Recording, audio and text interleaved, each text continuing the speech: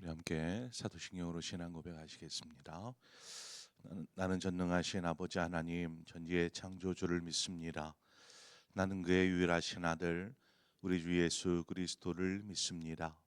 그는 성령으로 잉태되어 동정녀 마리아에게서 나시고 본교 빌라도에게 고난을 받아 십자가에 못 박혀 죽으시고 장사된 지 사흘 만에 죽은 자 가운데서 다시 살아나셨으며 하늘에 오르시어 전능하신 아버지 하나님 우편에 앉아 계시다가 거기로부터 살아있는 자와 죽은 자를 심판하러 오십니다. 나는 성령을 믿으며 거룩한 공교회와 성도의 교제와 죄를 용서받는 것과 몸의 부활과 영생을 믿습니다. 아멘. 우리 함께 찬송가 257장 찬송가 257장 마음에 가득한 의심을 깨치고 우리 함께 찬송하도록 하겠습니다. 찬송가 257장입니다.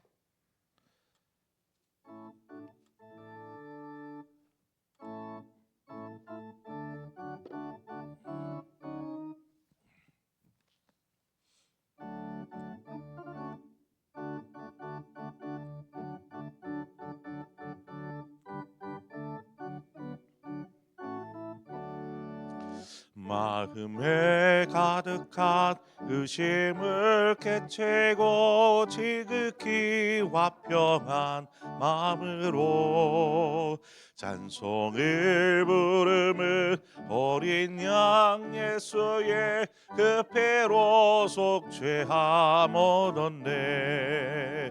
속죄함 속죄함 주 예수 내 죄를 속했네. 할렐루야 소리를 합하여 함께 찬송하세.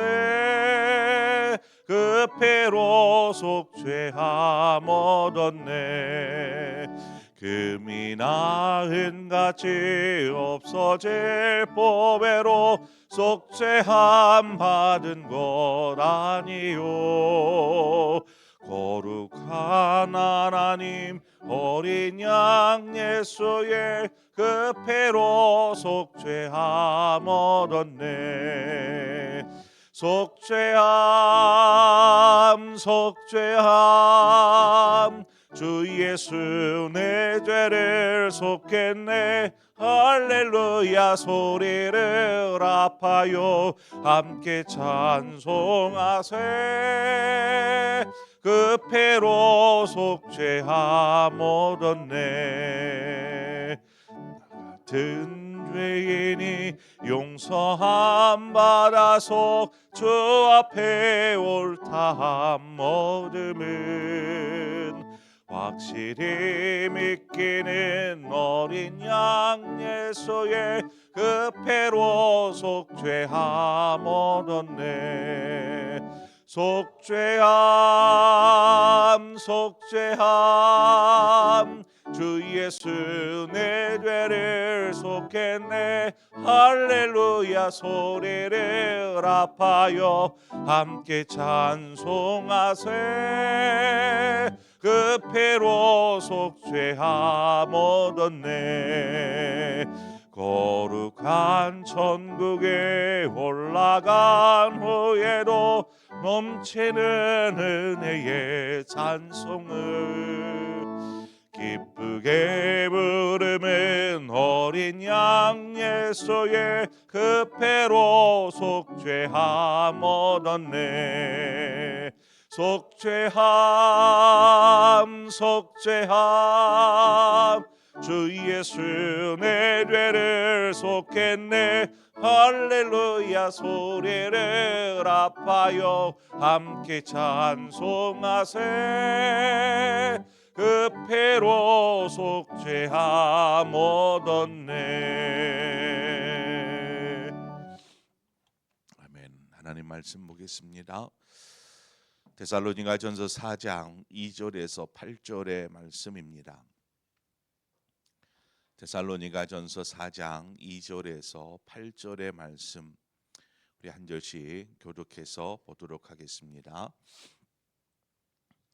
우리가 주 예수로 말미암아 너희에게 무슨 명령으로 준 것을 너희가 아느니라.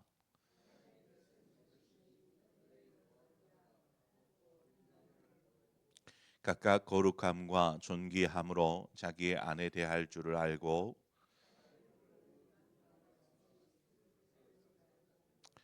이 일의 분수를 넘어서 형제를 해하지 말라. 이는 우리가 너희에게 미리 말하고 증언한 것과 같이 이 모든 일에 주께서 신원하여 주심이라.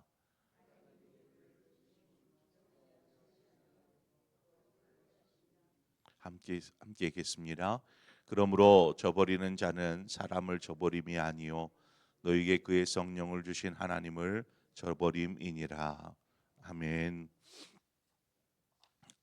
오늘 말씀을 보면 2절의 명령으로 준 것이라는 것과 3절에 나오는 하나님의 뜻은 하나의 이야기를 하고자 함입니다.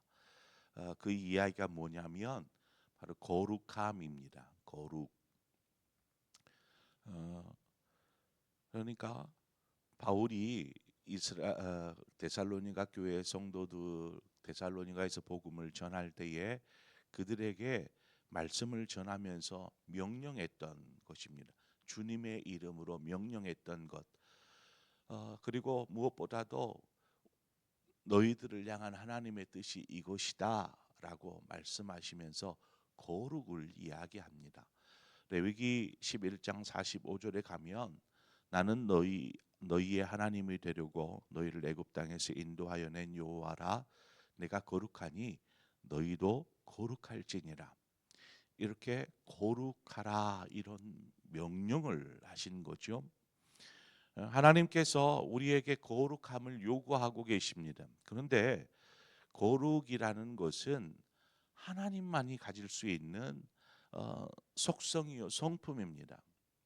아무리 우리가 거룩하고 싶어도 우리는 거룩해질 수가 없습니다. 죄인인 인간은 결코 거룩에 이를 수가 없습니다. 그래서 죄인이 거룩하신 하나님 앞에 나아가면 죽습니다. 모세가 호렙산에서 하나님의 부름을 받을 때 하나님께서 그에게 네가 선 땅은 거룩한 땅이니 네 발에서 신을 벗으라 말씀하십니다. 그러니까 너의 모든 신분들을 다 벗게 하시죠. 또 하나님께 모세가 청하여 하나님 얼굴 보기를 원합니다 할 때에 하나님께서 이도 거부하십니다. 네가 나를 본즉 죽으리라 하는 것입니다. 왜요? 거룩하신 하나님 앞에 죄인된 인간이 서면 바로 죽게 되기 때문에 그렇습니다. 죄 때문에. 자, 그러면 우리가 어떻게 거룩하신 하나님과 교제하며 살 수가 있을까요? 아니, 죄인된 우리가 하나님 앞에 나아갈 수가 없는데 거룩하신 하나님 앞에 어떻게 나아가서 하나님과 어떻게 교제하면서 살 수 있을까라는 것입니다. 구약에 나오는 성막의 구조를 좀 우리가 보면은 알 수 있는데 성막에는 이제 그 성막뜰이 있죠. 안뜰. 그리고 그 안쪽에 성소와 지성소가 따로 이렇게 준비되어져 있습니다. 지성소에는 언약궤가 놓여 있고요. 그 언약궤 위 속죄소에는 그곳에 이제 그 두 그룹 날개가 이렇게 맞대어져 있는 그곳에 하나님께서 임재하십니다. 속죄소 위에. 그래서 하나님은 지성소의 그 언약궤 위에 임재하시는데 아무나 이 지성소 안으로 들어오지 못하게 하셨습니다. 허락하지 않으신 것이죠. 아무도 이 공간 안에 들어올 수 없다는 것입니다. 단지 대제사장에게 대속죄일 날 하루 이렇게 그 안에 들어올 수 있도록 허락이 되었습니다. 그곳에 들어가는 이유는 무엇이냐면 대제사장이 그곳에 들어가서 이스라엘 백성들이 한 해 동안 지은 모든 죄에 대하여서 그곳에 들어가서 속량을 합니다. 속죄를 하는 곳이죠.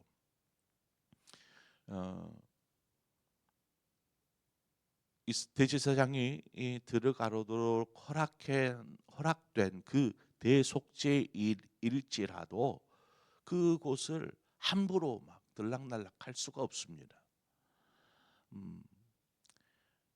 그래서 대제사장은 그곳에 함부로 들어갈 수 없기 때문에 들어가기 이전에 번제단에서 자신의 죄를 먼저 속죄합니다. 그리고 그 속죄를 함으로 정결케 된 몸으로 그 안으로 들어갈 수가 있습니다.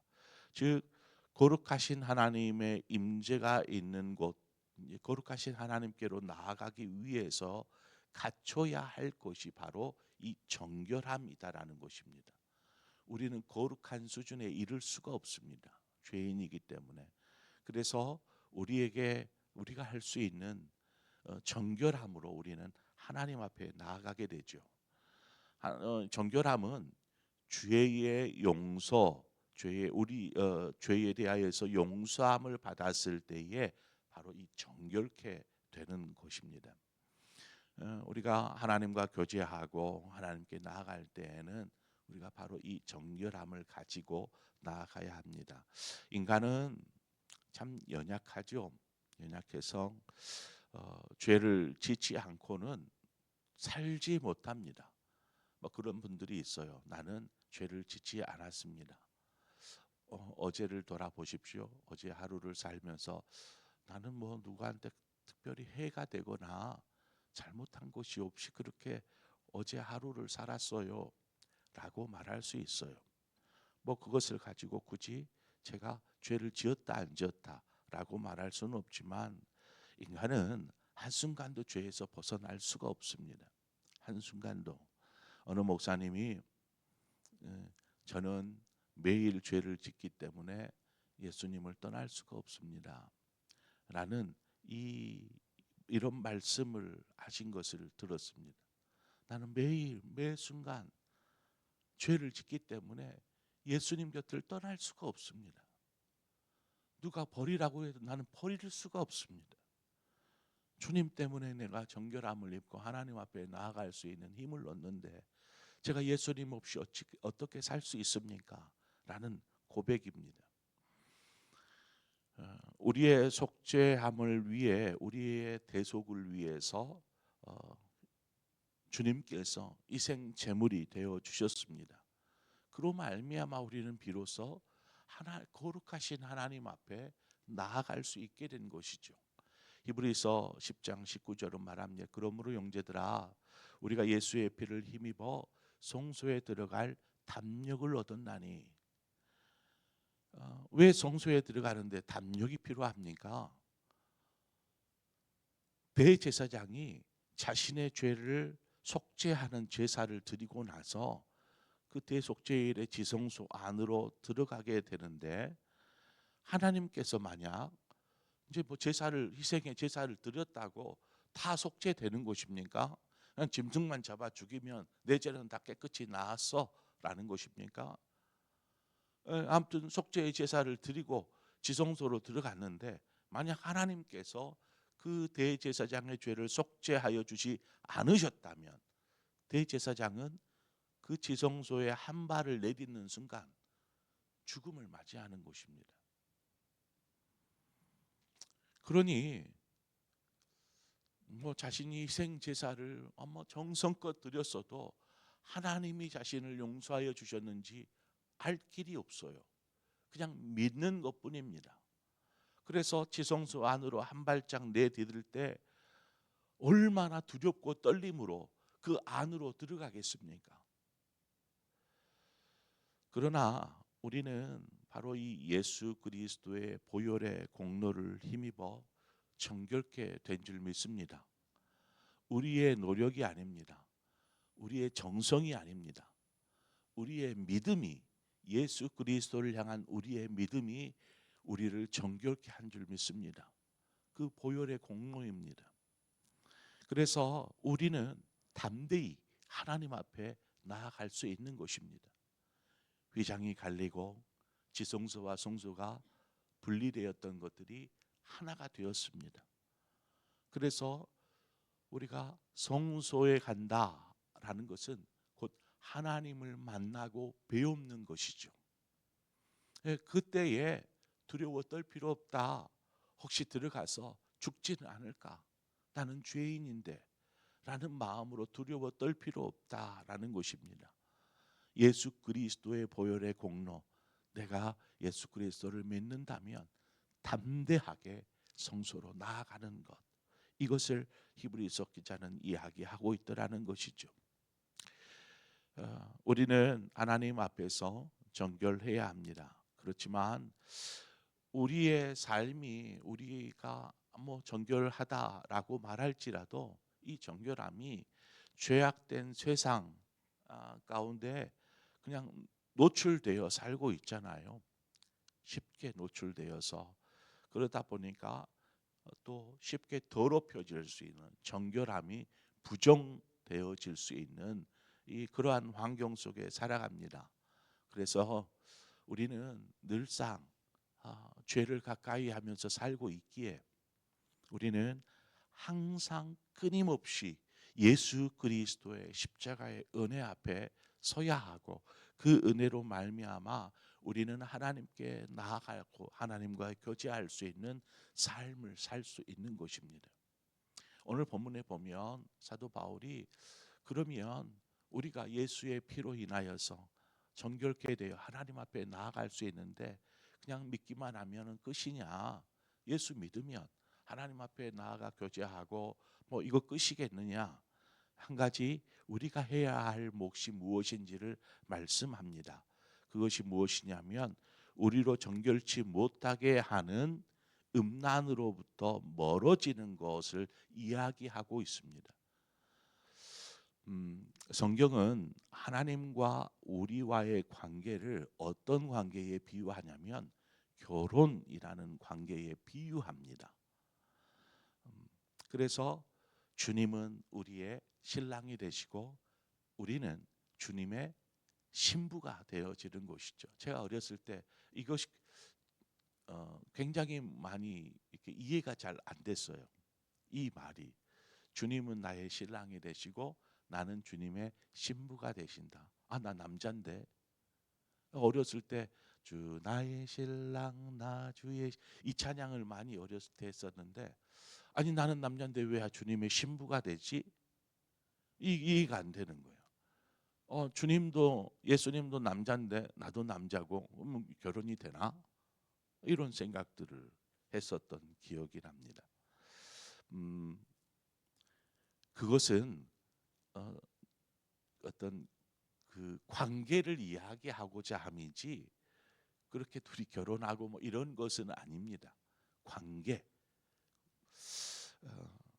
부부의 관계를 무너뜨리는 것, 부부는 서로 사랑하는 관계죠.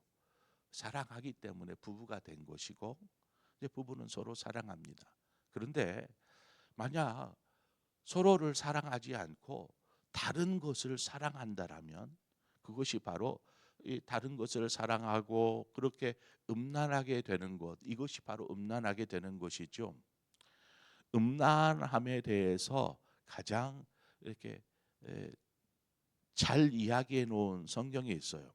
그것이 호세아서인데, 호세아서에 보면 호세아 1장 2절에 여호와께서 처음 호세아에게 말씀하실 때, 그러니까 호세아를 부르셔서 선지자로 호세아를 사용하실 그때에 호세아에게 말씀하시고 요구하신 게 있었어요. 그 요구가 무엇이냐면 여호와께서 호세아에게 이르시되 너는 가서 음란한 여자를 맞이하여 음란한 자식을 낳으라. 이 나라가 여호와를 떠나 크게 음란함이니라. 이렇게 말씀하십니다. 그러니까 하나님께서 호세아에게 음란한 여자예요.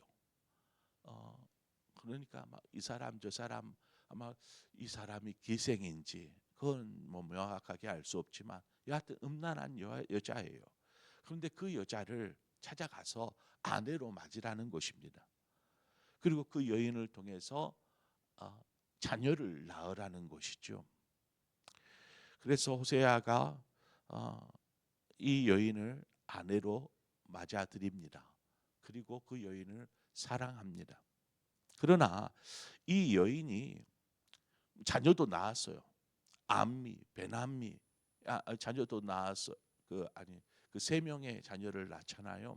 로암미 이 세 명의 자녀를 낳았는데 세 명의 자녀를 낳고 나서도 이 여인이 음란함을 버리지를 못하고 나중에 집을 뛰쳐나갑니다. 호세아와 가족을 버리고 집을 뛰쳐나가서 또 어떤 남자의 품에 안겨 삽니다. 그때에 하나님의 음성이 또다시 들립니다. 호세아에게. 호세아 3장 1절 중반에 너는 또 가서 타인의 사랑을 받아 음녀가 된 그 여자를 사랑하라 하시기로. 호세아에게 야 너 다시 가라. 그리고 그 여인을 다시 값을 주어서 그 값을 주고 그 여인을 다시 맞아들여라. 이렇게 명령하십니다. 이것이 호세아서에 나오는 하나님의 사랑을 이야기하고 있습니다. 호세아는 그러면 누구를 상징하는 걸까요? 누구를 의미하는 것 같습니까? 하나님이십니다. 주님이십니다. 그러면 이 음란한 여인은 누구를 이야기하고 있는 걸까요? 이스라엘 백성, 바로 우리를 이야기하죠. 하나님과의 우리와의 관계는 우리는 원래 음란한 사람, 여인과 같이 죄 가운데 있는 사람들이었습니다. 그러나 하나님이 우리를 사랑하사 하나님의 백성, 하나님의 자녀 삼아 주셨지요. 그렇게 사랑해 주는데도 불구하고 다시 떠나가는 것입니다. 하나님을 떠나서 죄 가운데 빠져 사는 것입니다. 그때에도 여전히 하나님의 사랑은 변함이 없이 찾아와서 값을 치르는 것이죠. 값을 치르고 다시 끌어들여서 가정에 드리고 사랑하는 것입니다. 하나님은 우리를 사랑하십니다. 또 우리 역시 하나님을 사랑한 줄 믿습니다. 이 말에 우리 모두는 동의합니다. 하나님 우리를 사랑하시고 당연하죠. 우리 역시 하나님을 사랑해요. 그렇게 우리는 하나님과 결혼한 서로 사랑하는 결혼한 관계가 된 것입니다.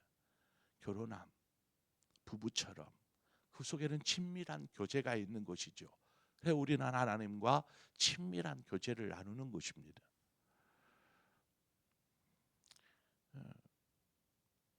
하나님은 이 관계를 변함없는 사랑으로 우리에게 향하고 계시는데, 그런데 남편 대신 하나님을 사랑해야 될 신부가 하나님이 아닌 다른 것을 사랑해서 음란하게 되고 하나님의 곁을 떠나는 것이죠. 육체적 욕망도 있지만 어떤 세상의 것에 대한 탐욕, 이러한 마음들이 우리로 하여금 하나님의 곁을 떠나고 그것들을 더 사랑하도록 만들어 버린다라는 것입니다. 그래서 성경에서 나오는 음란의 것은 우상과 깊이 관계가 되어 있습니다. 우상. 그러니까 하나님이 아닌 우상을 사랑하고 우상을 섬기는 이스라엘 백성을 향하여서 너희는 음란한 세대라, 음란하다라고 말하는 것입니다. 호세아 3장 3절에 보면 그에게 이르기를 너는 많은 날 동안 나와 함께 지내고 음행하지 말며 다른 남자를 따르지 말라. 나도 네게 그리하리라 하였노라. 이제는 너희 음란하지 마라. 이제는 나만 바라봐라. 이제는 다른 것을 사랑하여서 죄 가운데 빠지지 말고 거룩함 속에, 정결함 속에 나와 함께 거하자라는 하나님의 요청인 것입니다. 오늘 말씀 사도 바울의 이야기도 마찬가지입니다. 이제 막 예수 믿는 초신자이지만 옛 버릇을 못 고쳐서 우상을 사랑하게 되고 세상으로 떠나가기 쉬운 환경 속에 신앙생활하는 그러한 데살로니가 성도들, 너희들 내가 전한 것이 무엇이냐? 복음이 아니냐, 생명이 아니냐, 영생이 아니냐. 너희가 영생을 얻은 하나님의 자녀요, 예수 그리스도를 따르는 제자가 아니냐. 그러므로 이제 그 관계에서 멀어지지 마라. 음란하게 되지 마라. 세상을 향해 나가지 말고 이전처럼 우상 섬긴다고 우상에게 나아가지 말고 오직 하나님과의 친밀한 교제와 관계를 이루라라는 메시지가 오늘 본문의 메시지인 것입니다. 여러분, 우리의 삶을 보면 정결하지 못한 부정한 부분이 얼마나 많은지 몰라요. 그럴 때마다 우리는 십자가의 은혜 아래 서야 합니다. 그리고 다시금 하나님과의 교제 관계로 나아가는 것이죠. 담대하게 성소로 나아가듯이 나아가 하나님과의 교제를 통해서 하나님의 영광을 이루는 저와 여러분의 삶이 되어지기를 축원합니다. 함께 기도하겠습니다. 좋으신 하나님 아버지, 은혜와 사랑을 감사합니다. 하나님과 우리와의 관계는 신랑과 신부와 같은 결혼의 관계로 성경이 많이 묘사하고 있는데, 그만큼 친밀해야 하고 그만큼 사랑해야 하고 그만큼 가까워야 하는데, 우리가 하나님이 아닌 다른 엉뚱한 것들을 사랑하고 그라해서 그 길로 떠나고 죄 가운데 빠져 부정하게 되고, 하나님, 이러한 어리석은 삶을 우리는 여전히도 살아갑니다. 그럼에도 불구하고 우리를 사랑하사 우리를 위해서 독생자를 내어주시고 우리를 다시금 하나님의 자녀로 불러주신 아버지, 그러므로 우리가 하나님과의 그 좋은 관계가, 그 친밀한 관계가 얼마나 소중한지를 깨닫게 하여 주시고 늘 십자가 앞에 서게 하시고 하나님을 바라보며 그렇게 믿음으로 살아가는 우리 모두의 삶이 되게 하여 주시옵소서. 예수 그리스도의 이름으로 기도합니다. 아멘. 오늘 이 시간 말씀을 생각하면서 하나님의 명령이고 하나님의 뜻인 거룩함을 위해서 정결한 삶, 정결하기 위해 힘쓰는 자 되게 하여 주옵소서. 아무리 힘쓰고 발버둥친들 우리는 죄 가운데 빠질 수밖에 없는데, 그래서 늘 십자가의 은혜를 의지하여서 속죄함 그 은혜를 의지하여서 나아가는 우리의 삶이 되게 하여 주옵소서. 우리 그런 마음으로 함께 기도하고 더불어서 나라와 민족을 위해서 기도하도록 하겠습니다. 우리 나라와 민족을 위해서 기도하십시다. 지난 주일날 우리가 그 차별금지법에 관련해서 우리 대한민국에 많은 사람들이 아마 모인 것으로 제가 압니다. 분명히 차별금지법은 좀 악법입니다. 그 안에 숨겨진 차별이 없는, 모두가 다 어떤 차별이 없는 생활, 이렇게 보면 참 좋은 것 같은데 그 속에는 악함도 죄악도 인정해버리는 그런 동성애나 이런 것들에 대해서 허용하고 인정해줘 버리는 법이 차별금지법이 됩니다. 그것이 되면 어떤 공공기관에서도 그 사람들의 권리가 보호되어지고 학교에서도 그 사람들의 권리가 보호되어져서 이것들을 가르쳐야 되는 상황이 벌어질 수가 있습니다. 그래서 우리가 이것들을 놓고 우리가 이 시간 함께 이 나라가 거룩한 나라 되게 하여 주십시오. 그래서 잘못된 법이나 정치가 이루어지지 않도록 우리가 그것을 위해서 함께 기도하고 또 이 나라와 민족이 하나님의 뜻 가운데 세워지게 하여 주옵소서. 그렇게 기도하고 또 한국교회를 위해서 함께 기도하고 여러분 각자의 기도의 제목으로 기도하시다 자유롭게 돌아가시겠습니다. 함께 기도하겠습니다. 좋으신 하나님 아버지, 은혜와 사랑을 감사합니다. 하나님, 오늘 말씀을 통하여서 하나님께서 우리에게 요구하신 것, 명령하신 것, 하나님의 뜻이 무엇인지 나도 거룩하지